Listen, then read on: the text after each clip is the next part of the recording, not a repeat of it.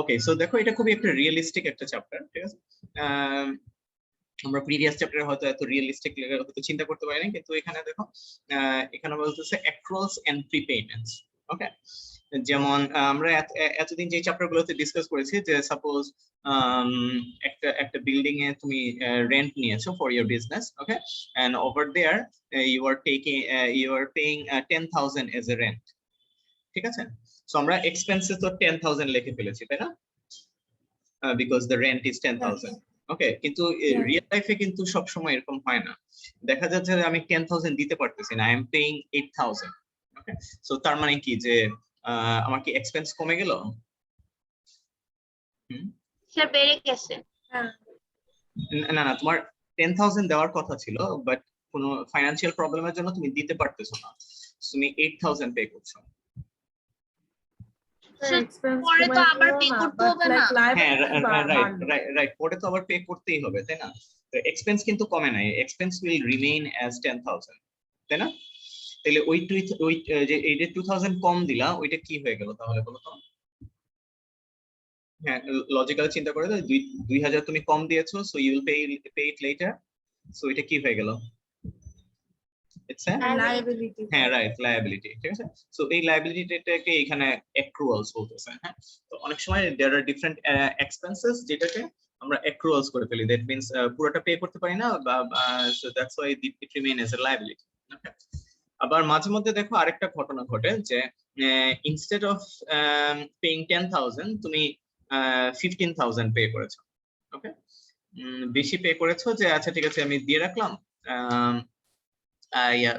Next few month হয়তো আমার একটা ক্যাশ ক্রাইসিস থাকবে, তো আগে থেকে দিয়ে রাখলাম, so don't bother me every month, ঠিক আছে। সো একটু বেশি করে দিয়ে রাখলাম। ওকে, সো এই যে 5,000 এক্সট্রা পে করে রাখলো, ওকে, সো এটাকে কি বলবা? প্রিপেমেন্ট করে রাখা। হ্যাঁ, রাইট, প্রিপেমেন্ট। হ্যাঁ, তো এটা কি? এটা তো লায়াবিলিটি না, তাহলে এটা কি? স্যার এটা কিছুই না।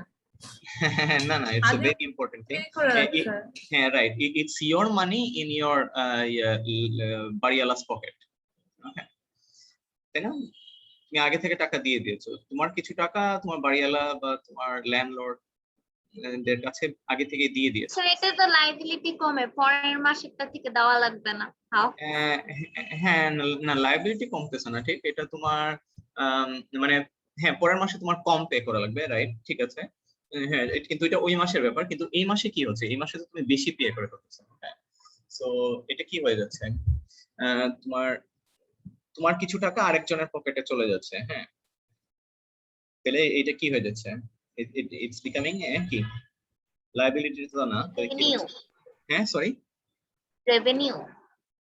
না, ইটস অ্যান অ্যাসেট, তাই না।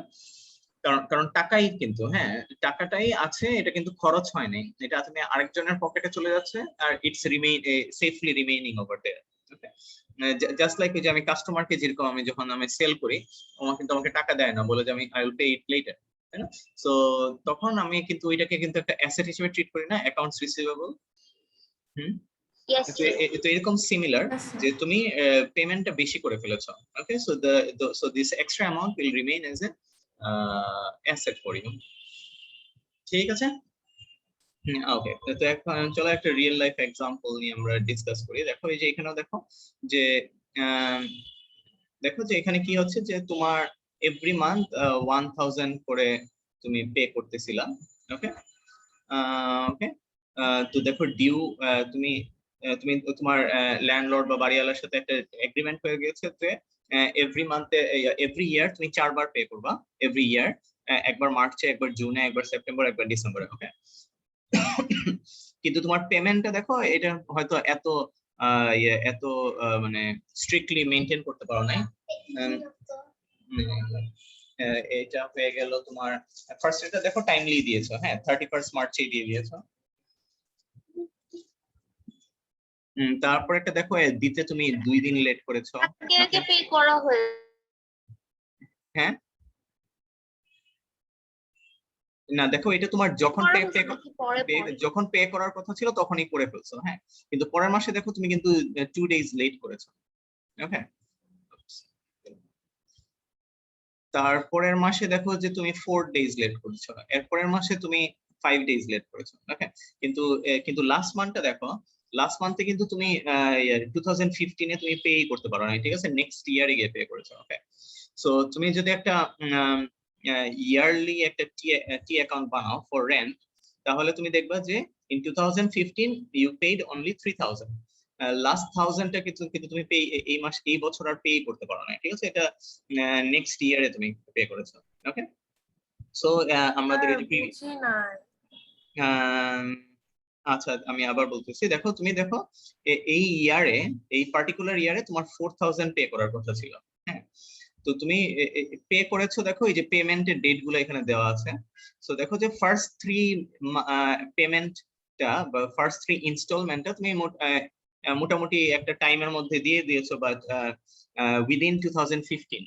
ওকে, কিন্তু লাস্ট পেমেন্টটা দেখো তুমি 2016 এ পে করতেছো, নেক্সট ইয়ারে পে করতেছো। ওকে, সো কিন্তু 2015 এ আমরা যখন ইনকাম স্টেটমেন্টটা বানাই ফেলবো, তাই না, আমরা লাস্ট ডে অফ দ্য ইয়ারে আমরা ইনকাম স্টেটমেন্ট বানাই, তো বানানোর সময় আমরা দেখবো যে আমরা কিন্তু 1000 কম পে করেছি, তাই না। দেখো আমি 3000 পে করেছি, বাকিটা মিসিং। ওকে, সো এই মিসিং যে অ্যামাউন্টটা, ওইটা ওই যে একটু আগে তোমরা যেটা বললা, এটা আমরা কিভাবে ট্রিট করবো, এটা একটা ডেফিনেটলি আমরা এটা একটা লায়াবিলিটি হিসেবে ট্রিট করবো।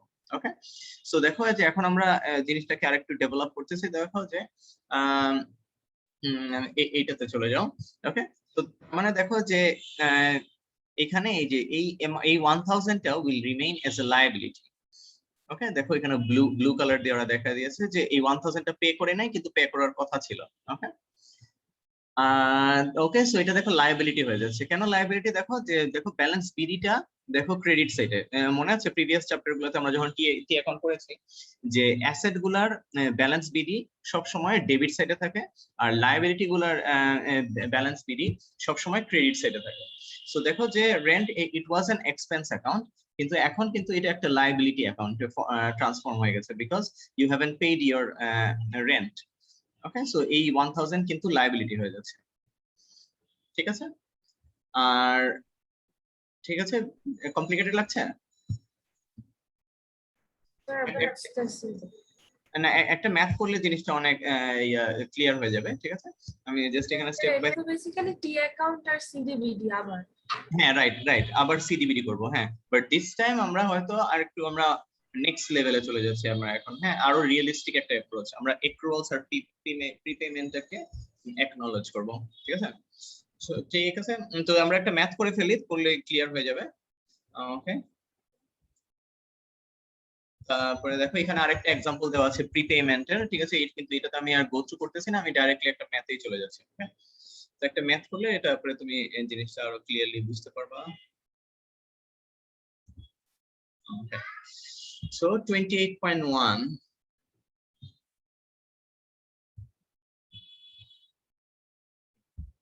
ওকে,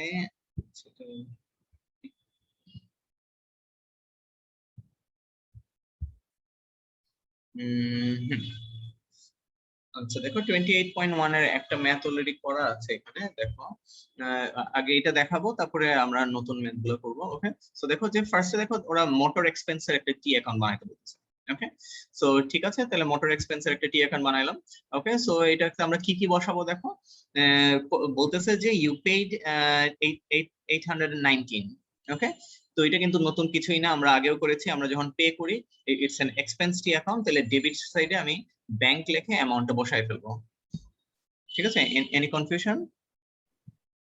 ঠিক আছে, ওকে, ঠিক আছে। তারপরে দেখো এখানে কি বলতেছে যে owing at 31 December 94, that means ইয়ারটা যখন শেষ হয়ে গেল, তখন একটা ওয়িং বা একটা লায়াবিলিটি রয়ে গেল 94, that means I am not I am এই যে 94 অ্যামাউন্টটা আনপেইড রয়ে যাচ্ছে। ওকে, সো দেখো তাহলে আনপেইড অ্যামাউন্টটা আমি এখানে বসায় দিলাম বাই রাইটিং ব্যালেন্স সিডি, বা এটাকে তুমি অ্যাক্রুড, ওই যে উপরে যেটা দেখলে যে অ্যাক্রুয়াল সিডি, বা এখানে যেটা লেখা আছে ওয়িং সিডি, অনেকভাবে এই জিনিসটা লেখা যায়, all of them are correct.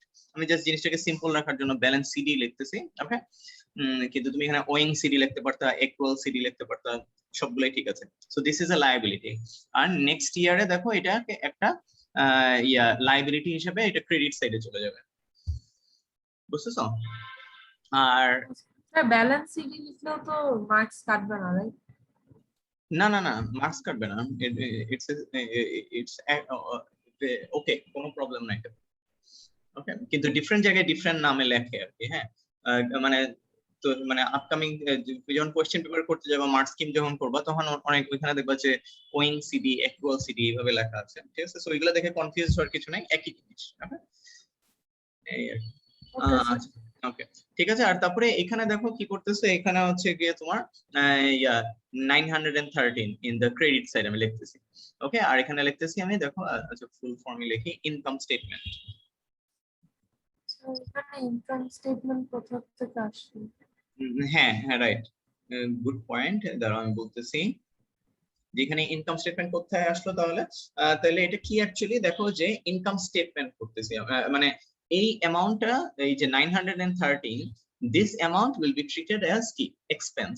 ওকে, আমি হয়তো পে করেছি 819, but 913 will be my expense. Income স্টেটমেন্টে আমরা এটা এখানে এখানে লেখার মানে হচ্ছে কি, I will transfer this amount to the income statement. Okay, আমি যখন ইনকাম স্টেটমেন্ট বানাবো, তখন এক্সপেন্সে আমরা এই অ্যামাউন্টটা লিখে ফেলবো। ঠিক আছে, আমরা এই যে প্রিভিয়াস চ্যাপ্টার গুলো আমরা কিন্তু এখানে ব্যালেন্স সিডিবিডি করেছিলাম, এক্সপেন্স অ্যাকাউন্ট গুলা, কিন্তু এখন থেকে দেখো যে আমরা কিন্তু এক্সপেন্স আর রেভিনিউ টি অ্যাকাউন্ট, এগুলো আমরা এখন থেকে আর কিন্তু সিডিবিডি করব না। ওকে, এগুলো আমরা সিডিবি করব only when it will be an accrual or prepayment। ঠিক আছে, আমরা যখন এটা একটা লায়াবিলিটি হবে আর একটা অ্যাসেট হবে, তখন আমরা এই জিনিসটাকে সিডিবিডি করব।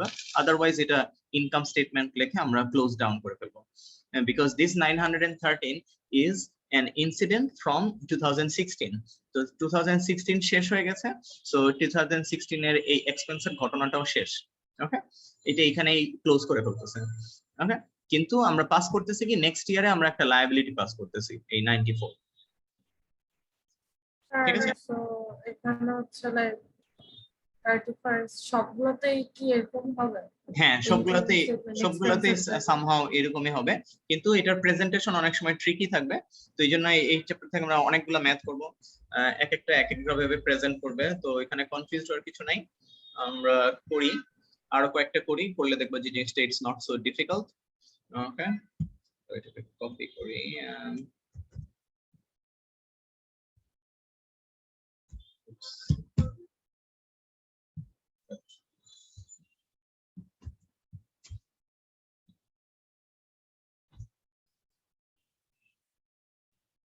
ওকে, সো দেখো তাহলে নাম্বার বি এ দেখো, এটাও একটা এক্সপেন্স টি অ্যাকাউন্ট। সেগুলো মুছিয়ে দেই, কনফিউজড হয়ে যাবে। ওকে, সো এটাও একটা এক্সপেন্স টি অ্যাকাউন্ট। টি অ্যাকাউন্টের নাম কি? Number B, insurance. Right, insurance. তো ইন্স্যুরেন্স এটাও কিন্তু একটা এক্সপেন্স, রাইট? হ্যাঁ, ওকে। সো ইন্স্যুরেন্স, তাহলে তো দেখো এখানে কি কি ইনফরমেশন দেওয়া আছে, পেইড ইন 2016 840। ওকে, তাহলে এটা কোথায় বসবে? Debit side bank. হ্যাঁ, right, this is an expense. তো তুমি কত পে করেছো এটা তুমি ডেবিট সাইডে জাস্ট বসাই দিবা তাহলে। আর এখানে ডেটটা দেখো আমরা লিখতেছি 31 ডিসেম্বর। ওকে, কারণ এখানে কিন্তু ডেট দেওয়া নাই। ওকে, বাট আমরা 31 ডিসেম্বর লিখবো, মানে লাস্ট ডে অফ দ্য ইয়ারে আমরা টোটাল ফর দ্য ইয়ার আমরা এখানে ক্যালকুলেট করে লিখতেছি। সো এটাই, তো দেখো লিখলাম ব্যাংক 840। ওকে, তারপরে কি লেখা আছে দেখো, প্রিপেইড। প্রিপেইড হচ্ছে 68। ওকে, সো এটা অ্যাসেট হবে না? হ্যাঁ, So, রাইট, এটা debit কিন্তু side একটা অ্যাসেট হবে। দ্যাট মিন্স এটা কিন্তু তুমি বেশি পে করে ফেলেছো। ওকে, সো এটা একটু ডিফারেন্ট ভাবে আমি তোমাদের দেখাচ্ছি, কনফিউজড হয় না, একটু বোঝার চেষ্টা করো। তো এটা একটা অ্যাসেট, রাইট? তার মানে নেক্সট ইয়ারে এটার যে ব্যালেন্স বিডিটা আসবে, এটা দিয়ে বুঝতে সুবিধা হয়, এই জন্য আমি বুঝাচ্ছি এইভাবে, একটু বোঝার চেষ্টা করো, তারপরে দেখবা জিনিসটা সিম্পল। যে এটা একটা প্রিপেইড অ্যাসেট, তার মানে এটা একটা অ্যাসেট হিসেবে, রাইট? তো নেক্সট ইয়ারে এটাকে তাহলে আমরা একটা অ্যাসেট হিসেবে ট্রিট করব, কারণ আমি বেশি টাকা দিয়ে দিয়েছি। সো অ্যাসেট তাহলে কোন সাইডে বসে, ব্যালেন্স বিডিটা ডেবিট সাইডে না ক্রেডিট সাইডে? অ্যাসেট, অ্যাসেট তো ডেবিট সাইডে হ্যাঁ, বসে। রাইট রাইট, অ্যাসেটস কিন্তু সবসময় ডেবিট সাইডে, জাস্ট লাইক এই যে লায়াবিলিটি সবসময় ক্রেডিট সাইডে বসে, আর এটা সবসময় বসবে ডেবিট সাইডে। ওকে, তো তাইলে দেখো, তাইলে আমি ডেবিট সাইডে তাইলে এটা বসায় দেই। ওকে, তাহলে দেখো ডেবিট সাইডে আমি অ্যামাউন্টটা বসাই দিচ্ছি। The amount is how much? 68 আমরা নেক্সট ইয়ারে একটা ইয়া ইয়া ইয়া হিসেবে পাবো, কি বলে এটাকে, অ্যাসেট হিসেবে পাবো। এই জন্য আমি ডেবিট সাইডে লিখলাম। কিন্তু 2016 তো এখন আমি শেষ করলাম না, রাইট? আমরা 17 লিখে ফেলেছি, এটা জাস্ট বোঝার সুবিধার জন্য। তাহলে আমরা ইয়াটা শেষ করি, 16টা শেষ করি। তাহলে 16 এ তাহলে এই অ্যামাউন্টটা কোথায় লিখবো? তাহলে বিডি যদি ডেবিট সাইডে হয় তাহলে credit definitely will be in the credit side, তাই না? অপোজিট সাইড হইতে হবে। Any confusion?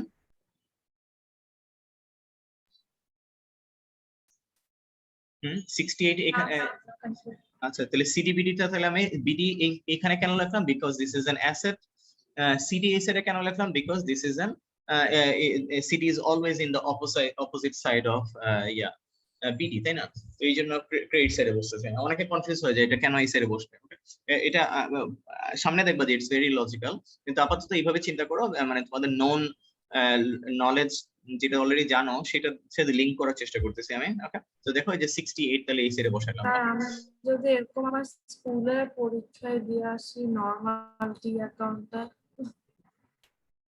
হ্যাঁ সরি, নরমাল টি অ্যাকাউন্টে নরমাল টি অ্যাকাউন্টটা যদি এটার সাথে মিক্স করে ভুলে একটা ভুল করে ফেলি এক্সামে, না, আমার তো লাগতেছে আমি এটা করবো।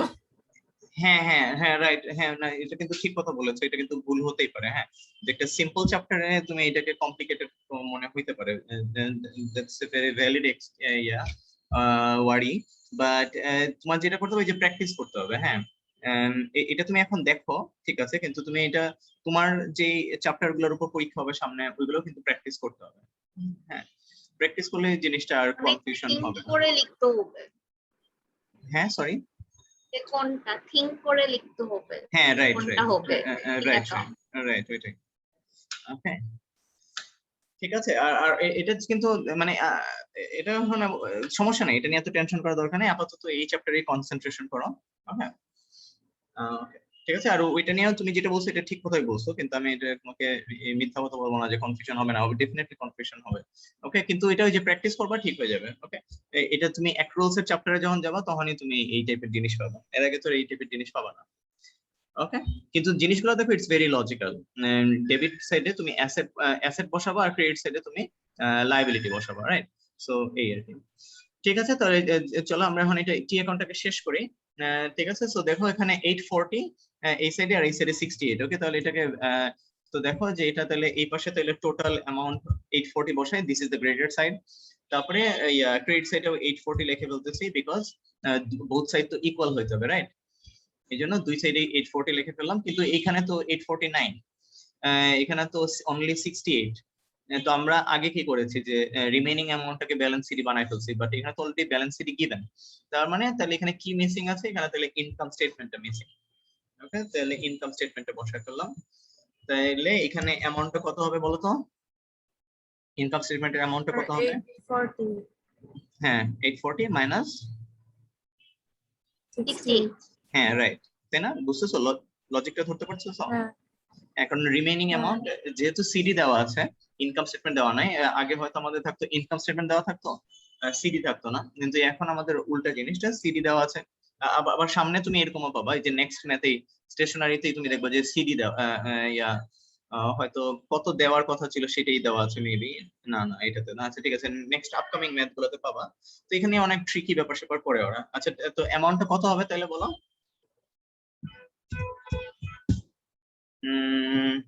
840 minus 68 মানে 772।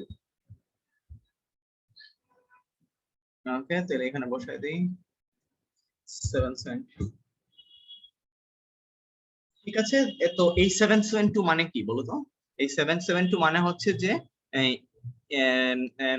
মানে insurance, for insurance you are suppose to pay 772 but you paid 840। মানে কি তুমি বেশি টাকা পে করে ফেলেছো, you are suppose to pay 772 but you paid 840, বেশি টাকা পে করে ফেলেছো। So the remaining amount is your asset. Okay, that's why it's in the the balance BD is in the debit side, or balance CD is in the opposite side, credit side. ঠিক আছে, any confusion? Confusion. ওকে, ঠিক আছে তাহলে তাহলে এটা কিন্তু অবশ্যই আজকেই তোমাদের প্র্যাকটিস করতে হবে, হ্যাঁ। সো আমি তোমাদের এটা পাঠিয়ে দিচ্ছি, তাহলে এটা তোমরা প্র্যাকটিস করো, হ্যাঁ। এটা এখনই সলভ করে আমাকে পাঠাও, হ্যাঁ। নাম্বার সি ডি ওর চেষ্টা করো, দরকার হলে, আমার মনে হয় চেষ্টা করলে পারবা, হ্যাঁ। এখনই দেওয়া লাগবে। আজকে রাতে, হ্যাঁ, বা এই যে আমি এই যে আজকে স্যার জলদি লিখে, কালকে যে আচ্ছা হ্যাঁ ঠিক আছে, কালকে করলেও হবে, হ্যাঁ। কিন্তু মানে আজকে করলে জিনিসটা অ্যাডভান্টেজটা পেতে আর কি, এই আর কি। ঠিক আছে তাহলে, আজকে এই পর্যন্ত রাখি, হ্যাঁ। Okay sir. জি স্যার। ওকে, ওকে, ঠিক আছে তাহলে, বাই বাই স্যার।